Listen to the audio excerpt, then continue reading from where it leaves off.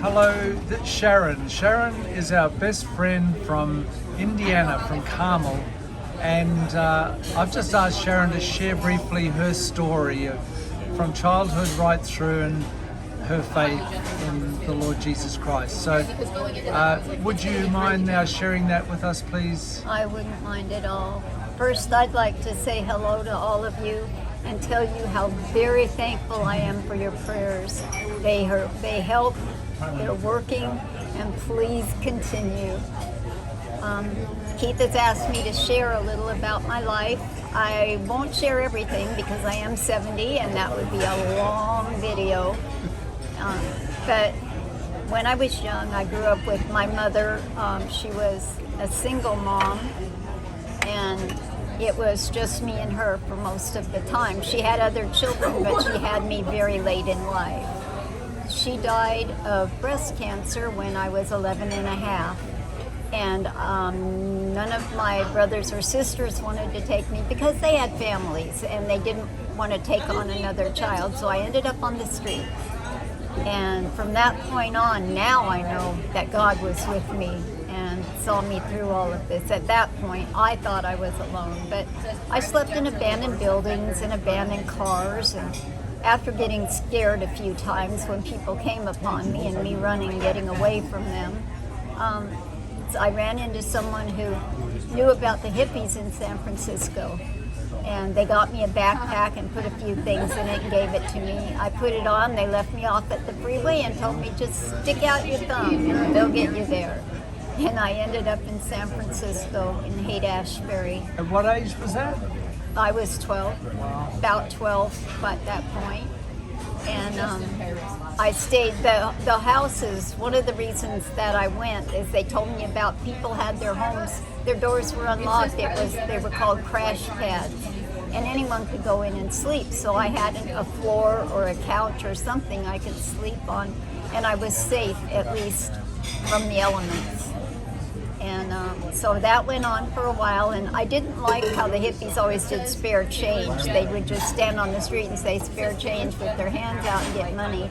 And that didn't seem right to me. Even at that age, I remember how wrong that seemed.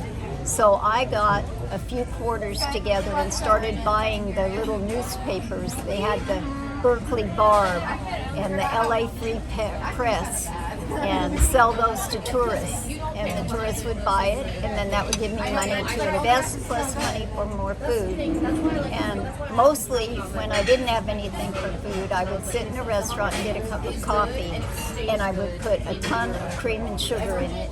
And then they refilled for no charge, so I would get enough refills until I was full. And that went on like that. It wasn't bad. I didn't think of it as a horrible, scary life. I thought of it as life. And it got bad in San Francisco. The hippies started doing hard drugs, and it got scary.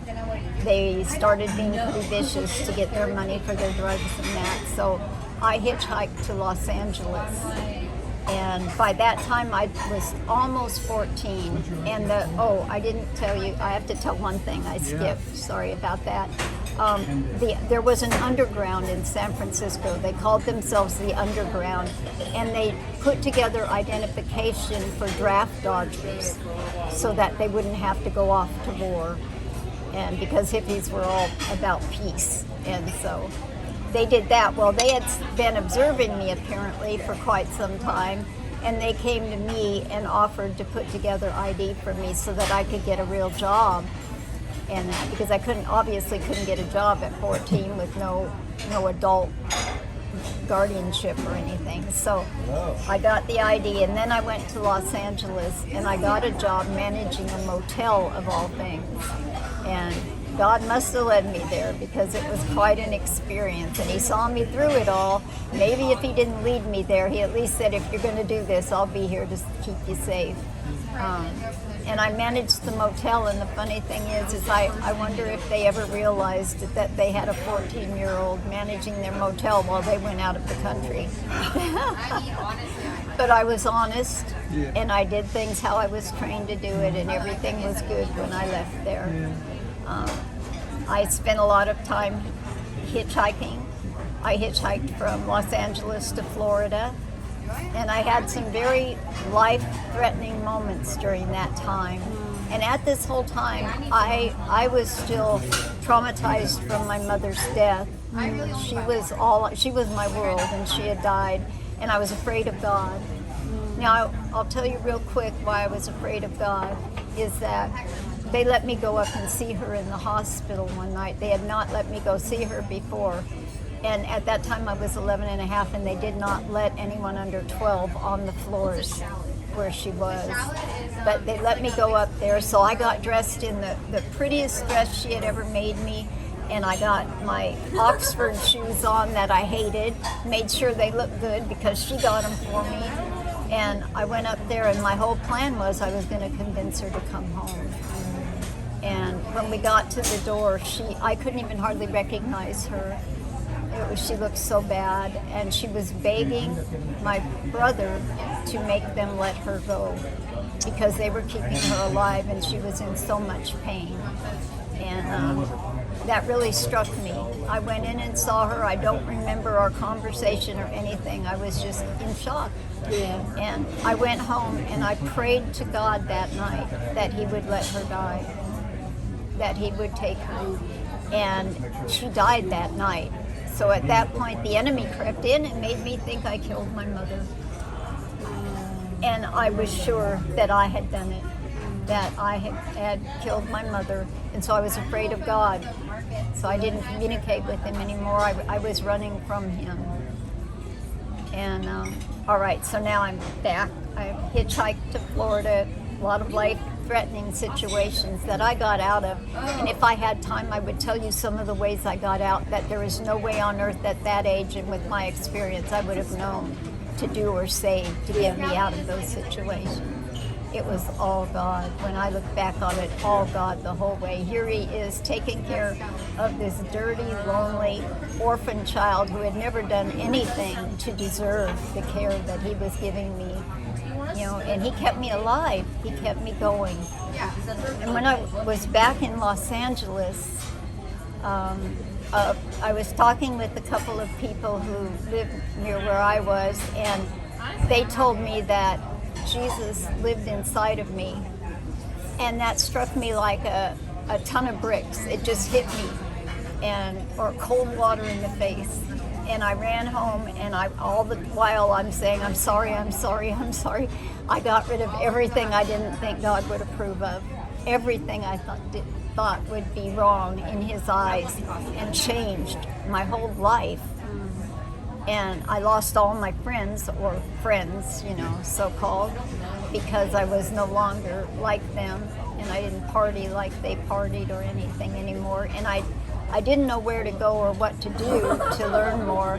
I started watching Robert Schuller on television, and he taught me about tithe on TV, so I started tithing, and I did it faithfully. I believed in it 100%. The first time I tithed of my money. It was like I had $5, right? So I tithed of it, though. Yeah.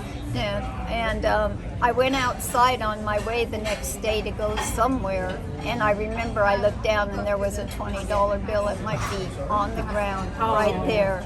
Can you imagine? Can you imagine? God did that. So how old were you at this stage?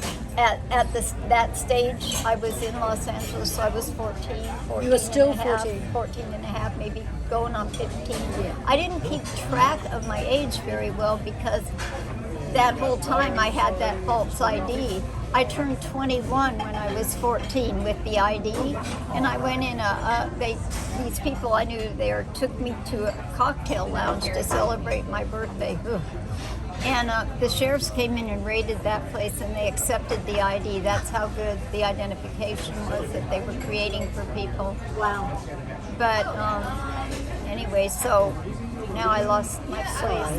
I was Tithing, you found the $20. I tithed. I found the $20. Another thing, I was in LA. I was on the corner at a bus stop. I had no money. I hadn't eaten in some time, and this man came up to me, a young man, and he tapped me on the shoulder, and I turned, and he handed me a $5 bill, which was really at that time a fair amount of money. Yeah.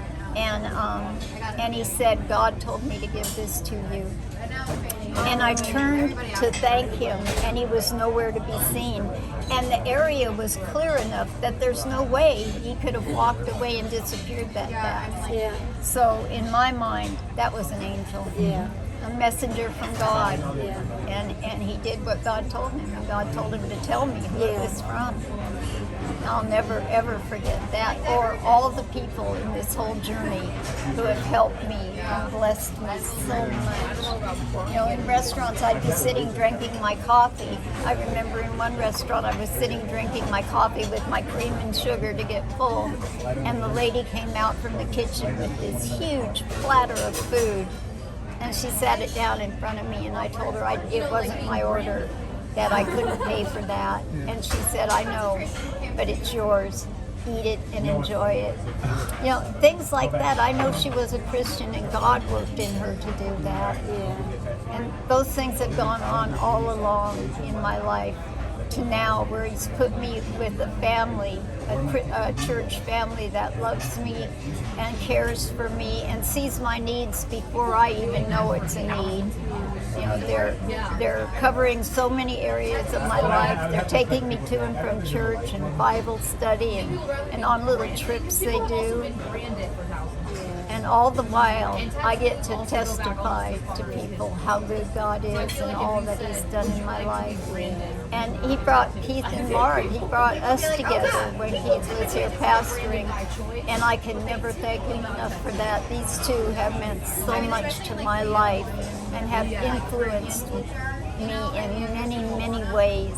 And they still call me. They still message me, call me, and you know they think of me because you guys are praying for me. Like when she's like, You're our sister. You're our family. Yes, part of that family. We have a big, wonderful family, and we have a bigger, more wonderful God. I hope that tells you a little about what I'm doing, and I'm not afraid with what I'm going through because I know that it'll just be a transition, and where I'm going is going to be so glorious, and I'm going to see him face to face, and I can thank him for all these wonderful things he's done for me, and how he took this orphan child and placed her in a family, and how he's been the father to me, the fatherless. Praise God. Praise God. I love you all. Thank you. Thank you, Sharon. God bless you. We love you. Thank you.